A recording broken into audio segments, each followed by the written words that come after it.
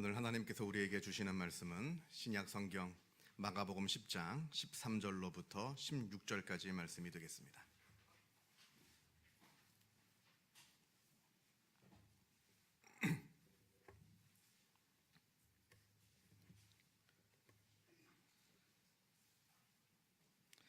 제가 갖고 있는 성경으로 신약 성경 71면에 있습니다.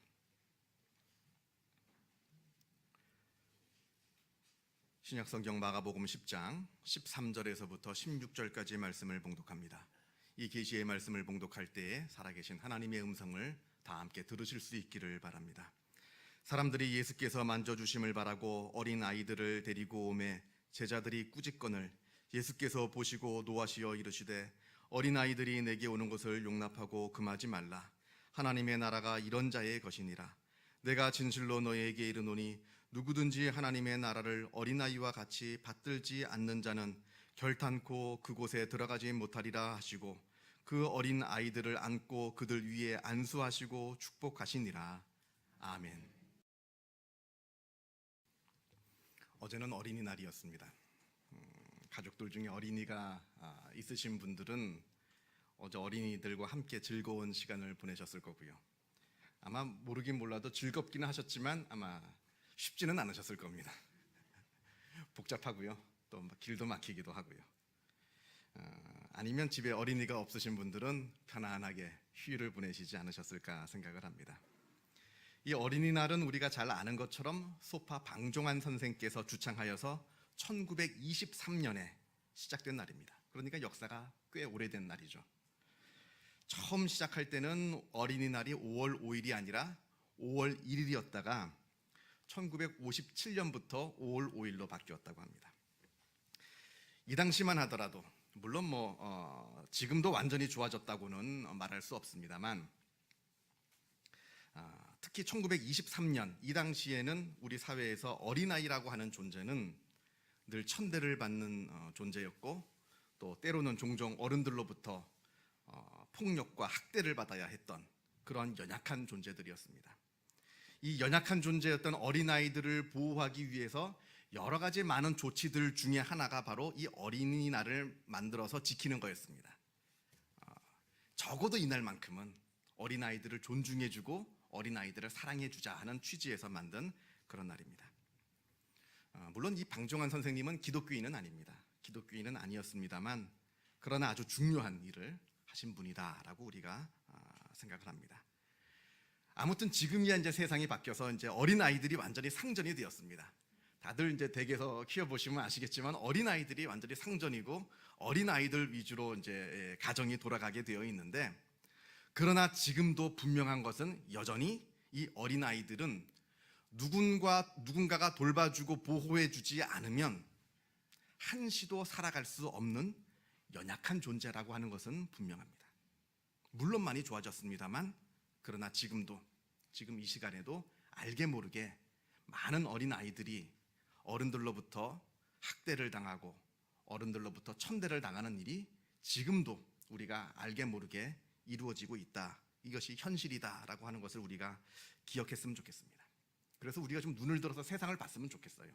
세상을 바라보면서 아직도 우리들 가운데 일어나고 있는 잘못된 일들이 있다라고 한다면 적어도 믿음을 가진 사람이라고 한다면 적어도 믿는 자라고 한다면 그 세상에서 벌어지고 있는 잘못된 일을 가지고 기도하고 또 그러한 일들이 바로 잡히도록 또 관심을 갖고 하는 일들이 우리한테 필요한 것이 아닌가 하는 생각이 듭니다.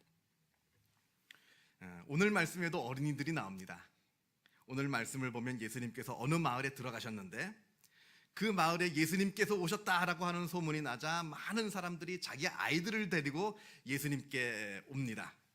내 아이들을 자녀들을 좀 안아주시고 안수도 좀 해주시고 축복도 좀 해주십사 하는 마음에서 아마 아이들을 데리고 온 것 같습니다. 지금처럼 아이들이 각 집안에 한두 명 있는 때도 아니고요. 그 아이들이 아주 굉장히 많은 아이들을 다 데리고 왔다라고 한다면 아마 그 장소가 아주 시끌벅적 아주 그랬을 겁니다. 우리 바로 옆에 태권도장이 있잖아요. 제가 이제 가끔 엘리베이터를 탈 때 이 태권도장에 오는 아이들하고 같이 엘리베이터를 탈 때가 있습니다. 한 6살, 대여섯 살쯤 됐을까요? 하는 아이들이 타는데 그 아이들 서너 명만 타도 그 엘리베이터가 완전히 뭐 말로 할 수가 없습니다. 쿵쿵 뛰는 아이도 있고요. 손잡이를 들고 막 흔드는 아이도 있고요. 막 소리를 지르고 떠드는 아이도 있고요. 옆에 선생이 아무리 조용히 해라 해도 소용이 없습니다. 저는 9층까지 올라오면서 이 시간이 빨리 좀 지나가기를 그 수밖에 없습니다. 우리가 잘 아는 것처럼 예수님의 삶은 참 바쁜 삶이었습니다. 늘 하나님께 기도하셨고요. 그리고 하나님의 말씀을 늘 가르치셨고 또 병든 자를 늘 고치시고 하시면서 때로는 식사하실 겨를도 없으시고 또 주무실 겨를도 없이 계속해서 이제 바쁜 삶을 사셨는데 많이 피곤하셨을 겁니다. 우리랑 똑같은 육신을 갖고 계신 분인데 물론 하나님의 아들이시지만 우리와 똑같은 육신을 가지셨던 분이셨기 때문에 그 많은 일들을 다 감당하시는데 왜 힘들지 않으셨겠어요? 많이 힘들고 피곤하셨을 겁니다. 이렇게 예수님께서 쉬실 틈도 없이 계속해서 이제 바쁘게 사역을 하고 계시는데 사람들이 이제 아이들을 이제 막 데리고 온 겁니다. 그러니까 제자들이 그 사람들을 보면서 꾸짖었습니다. 성경을 보니까 꾸짖었다고 되어 있습니다. 아마 이랬겠죠. 아니 이 사람들이 눈치도 없이 예수님 피곤하신데 이렇게 아이들을 많이 데리고 오면 어떻게 하시느냐. 그러면서 성경에는 나와 있진 않았지만 아이들을 내쫓았겠죠. 나무라면서 부모들을 막 나무라면서 내쫓았겠죠. 농담으로 애들은 가라 하면서 내쫓았을 텐데 이 말씀을 보면서 우리가 기억해야 될 것이 한 가지가 있습니다.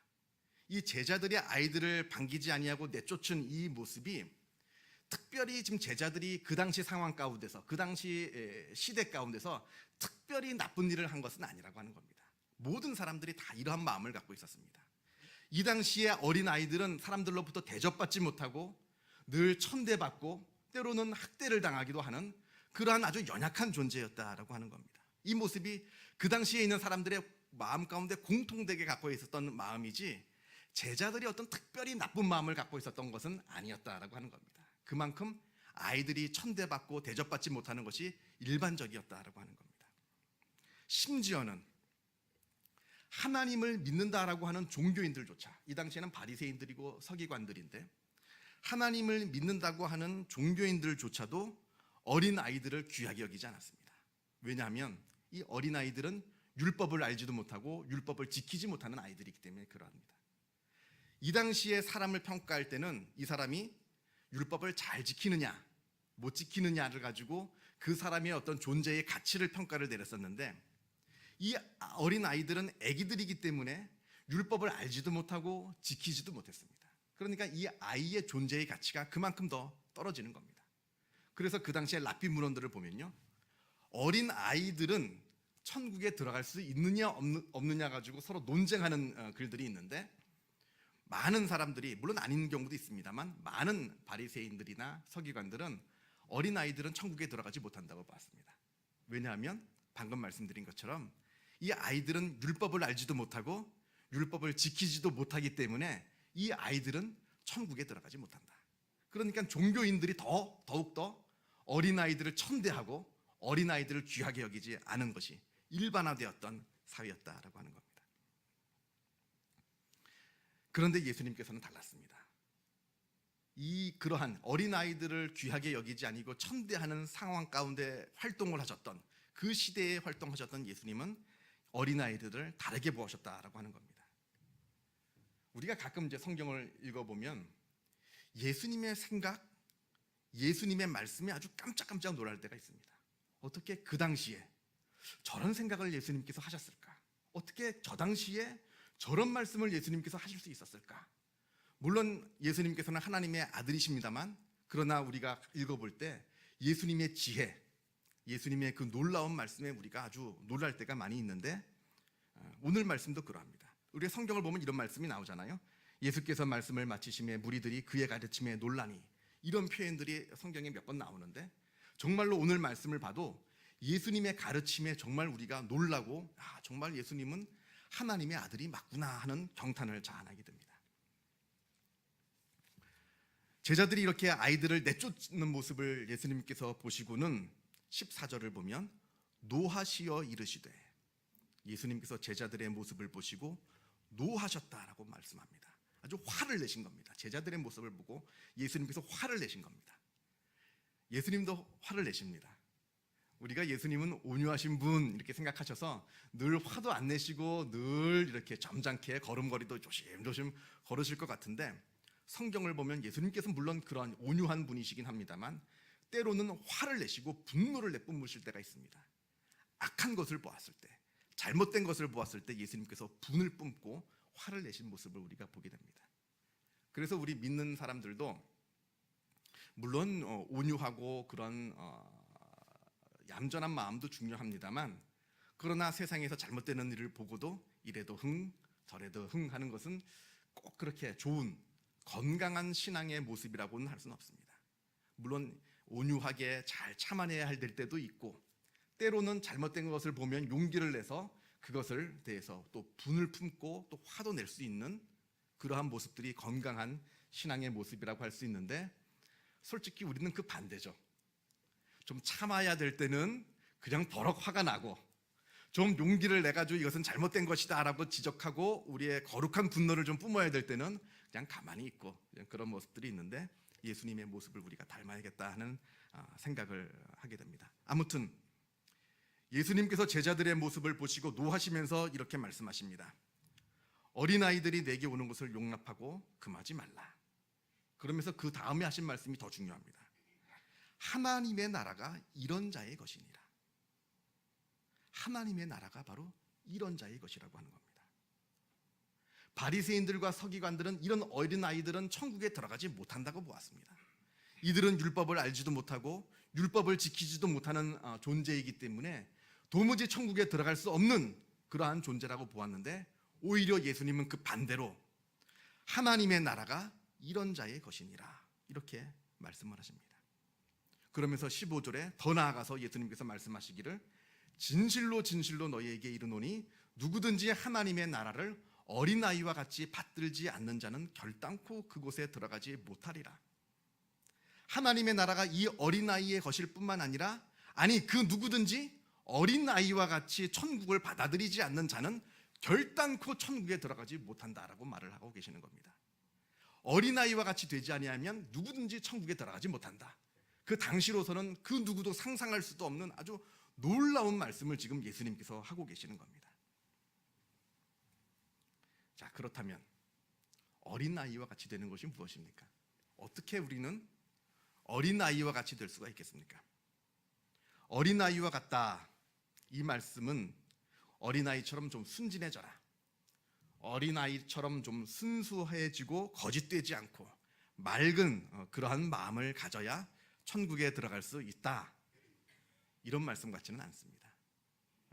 물론 아이들이 어른들보다는 순수하죠. 어린아이들보다는 순진하고 어른들보다는 어린아이들이 착합니다만, 그러나 지금 성경에서 이 말씀을 하고 계시는 것 같지는 않습니다. 죄송합니다만 성경에서 어린아이라고 하는 것은 죄송합니다만 그렇게 긍정적인 내용은 아닙니다. 그런 존재를 뜻하는 게 아닙니다. 성경에서 어린아이라고 하는 것은 깨닫지 못하는 미련한 존재를 의미하기도 하고요, 성경에서 어린아이라고 하는 것은 이렇게 미련한 존재를 상징을 합니다. 그래서 바울이 이런 말을 합니다. 내가 어렸을 때에는 말하는 것이 어린아이와 같고 깨닫는 것이 어린아이와 같고 생각하는 것이 어린아이와 같다가 장성한 사람이 되어서는 어린아이의 일을 버렸노라. 여기서 내가 어린아이와 같다라고 하는 얘기는 순수했다는 얘기가 아닙니다. 미련했다는 겁니다. 깨닫지 못하다가 이제 그 어리석은 것들을 다 내가 장성한 다음에는 버렸노라. 죄송합니다만 어린아이는 좀 미련하다라는 것이 성경의 내용입니다. 자, 그리고 그렇게 어린아이들은 지혜가 없고 미련하기 때문에 자기의 삶을 스스로 지켜나갈 수 있는 능력이 없는 그러한 연약한 존재라고 하는 겁니다. 미련하기 때문에, 알지 못하기 때문에 누군가가 나를 도와주지 않으면 어린아이들은 자기의 삶을 한시도 살아갈 수 없는 그러한 연약한 존재라고 하는 것이 성경에서 말하는 어린아이의 뜻입니다. 어린아이와 같이 되지 아니하면 천국에 들어갈 수 없다라고 하는 이 말은 연약한 자가 되지 아니하면 천국에 들어갈 수 없다라고 하는 말과 같은 뜻입니다. 그래서 이 말씀을 누가복음에 있는 6장의 말씀과 같이 연결지어서 우리는 이 말씀을 보아야 합니다. 누가복음 6장에 예수님께서 이렇게 말씀을 하십니다. 너희 가난한 자는 복이 있나니 하나님의 나라가 너희 것이며 지금 줄인 자는 복이 있나니 너희가 배부름을 얻을 것이며 지금 우는 자는 복이 있나니 너희가 웃을 것이며 인자로 말미암아 사람들이 너희를 미워하며 멀리하고 욕하고 너희 이름을 악하다 하여 버릴 때에는 너희에게 복이 있도다. 그날에 기뻐하고 뛰놀라 하늘에서 너희의 상이 큼이라. 누가복음 6장 말씀을 보면 가난한 자가 천국을 소유하게 된다고 말씀하고 계시고 배고픈 자가 천국에서 배부르게 된다고 말씀을 하고 계시고 슬픔에 잠겨 우는 자가 천국에서 기쁨을 누리게 된다고 하시고 사람들로부터 미움을 받는 자가 천국에서 상을 받는다라고 말씀하고 계십니다. 가난한 자, 배고픈 자, 우는 자, 사람들로부터 미움을 받는 자, 이 모두가 다 약자를 뜻하는 겁니다. 천국은 약자의 것이다. 이것을 지금 말씀하고 계시는 겁니다. 그렇다면 이 말씀은 또 무슨 뜻입니까?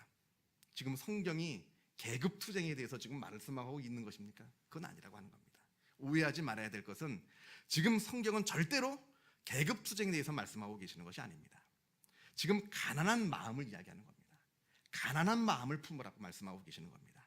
나에게 지금 많은 재물이 있고 큰 권력이 있고 그동안 쌓아온 지식과 지혜가 있고 그리고 내가 갖고 있는 그 막강한 인맥이 있고 그래서 어려운 일을 만날 때마다 아무런 어려움 없이 주저함 없이 내가 갖고 있는 재물로 내가 갖고 있는 지혜와 지식으로 내가 갖고 있는 권력으로 내가 갖고 있는 인맥으로 아무런 어려움 없이 척척척척 해결하는 그러한 사람들보다 재물도 없고 힘도 없고 배운 것도 없고 또 아는 사람도 없어가지고 다른 사람 같으면 아무렇지도 않게 해결할 수 있는 문제도 만나면 이 문제를 어떻게 해결해야 될지 몰라서 그저 하나님 바라보며 울며 기도하는 그러한 가난한 자의 마음을 가지라라고 예수님께서 우리에게 말씀을 하고 계시는 겁니다.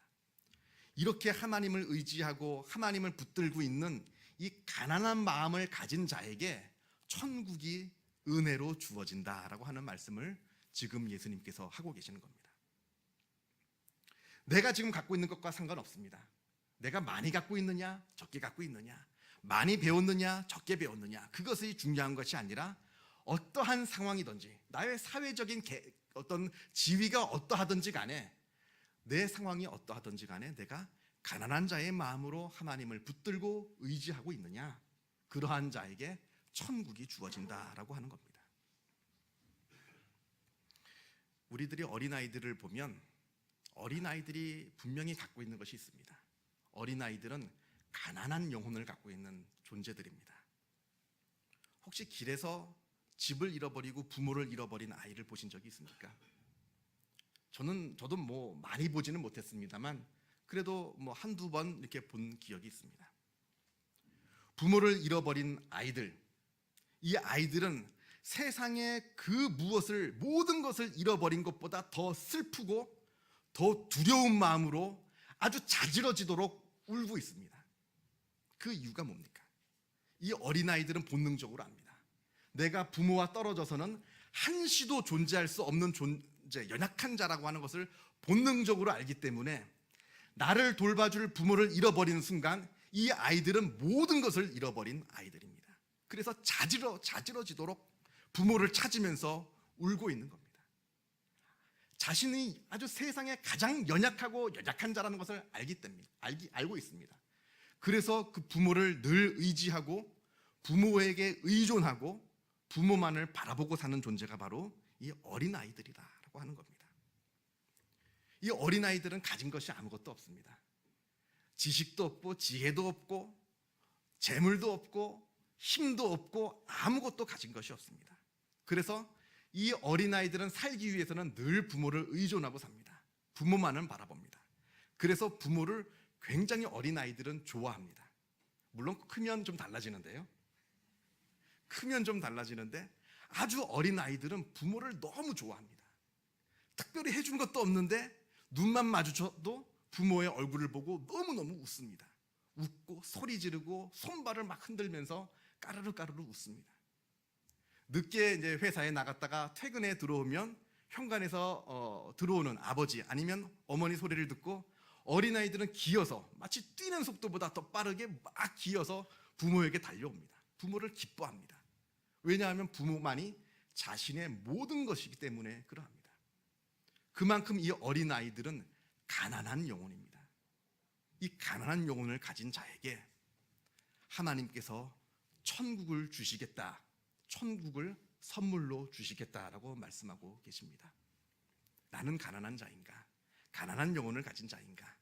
나는 가난한 마음으로 하나님만을 바라보는 그러한 자녀로서의 삶을 사는가? 되돌아보시는 한 주가 되시기를 바랍니다.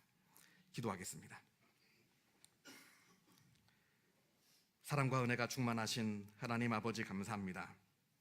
하나님께서 오늘 우리에게 하나님의 말씀을 주심에 주님의 은혜에 감사를 드립니다. 우리의 상황이 다 다르기 때문에 우리에게 다가오는 말씀이 다 달랐을 겁니다. 그럼에도 불구하고 우리에게 다가온 그 말씀이 우리들 마음 가운데 잘 자라게 하여 주옵소서. 잘 뿌리 내리게 하시고 성장하게 하여 주시고 또 귀한 열매를 맺게 하여 주셔서 우리가 깨달은 말씀대로 살아가는 복된 삶을 사는 주님의 은혜가 있게 하여 주옵소서. 우리들 마음 가운데 가난한 마음을 주님께서 허락하여 주옵소서. 어린아이의 마음을 허락하여 주셔서 하나님만을 바라보게 하여 주시고 하나님만을 의지하게 하여 주시고 하나님만을 기뻐하며 즐거워하는 하나님의 자녀로서의 삶을 살게 하여 주시옵소서. 주님께 모든 것을 의탁하오며 이 모든 말씀 우리 주 예수 그리스도 이름으로 기도하옵나이다. 아멘.